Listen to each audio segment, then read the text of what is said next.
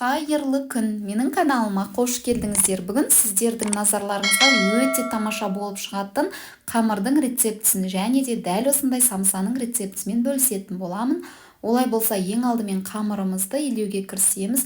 Ол үшін електен өткізілген ұнның үстінен тұз және қант қостым. Үстінен 4-5 ас қасық сұйық май құйып алатын боламын. Барлық өнімдерді описание бөлімінде түсінікті тілде жазып кететін боламын. Және үстінен бір жұмыртқамыздың ағын ғана қосатын боламын. Сарысын осы самсамыздың үстіне жағуға қалдырамын. Үстінен ашытқы және ерітілген сары май және де жылы сүтті бөліп құя отырып, өте жұмсақ, эластичный қамыр илеп алатын боламын. Міндетті түрде дәл осы описание бөлімінде көрсетілген рецепт бойынша дайындайтын болсаңыздар, қамырларыңыз дәл осындай эластичный болып шығатын болады.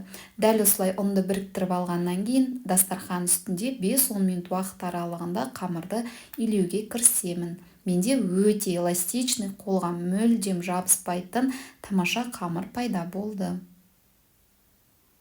Осы қамырымызды көріп тұрғандарыңыздай қолға мүлдем жабыспайды.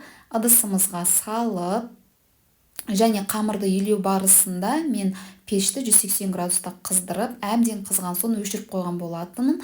Осы қамырымды орамалға орап, пештің ішіне 15-20 минутқа қалдырамын. Келесі кезекте самсаның салмасын дайындаймын. Ол үшін мендегі бүгін асқабақ, пияз және де тауық етін қосатын боламын. Асқабақты дәл осылай мантыға турағандай 4 бұрыштап турап алатын боламын. Келесі кезекте пиязды да дәл осылай майда 4 бұрыш бөліктерге бөліп турап алатын боламын.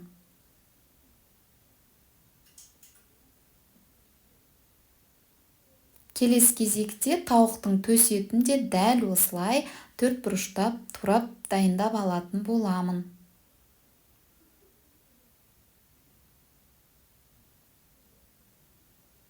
Осымен менің тауық етім дайын.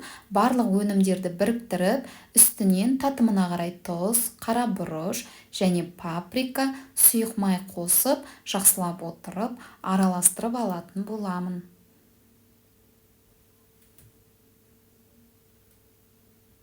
Көріп тұрғандарыңыздай өте әдемі салма дайын.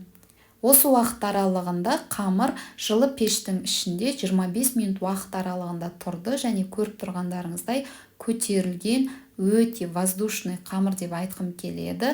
Бұл қамырмен кез келген пісіргілеріңіз келген өнімдерді, тағамдарды пісірсеңіздер болады. Осы қамырмен пирожки де пісіруге болады.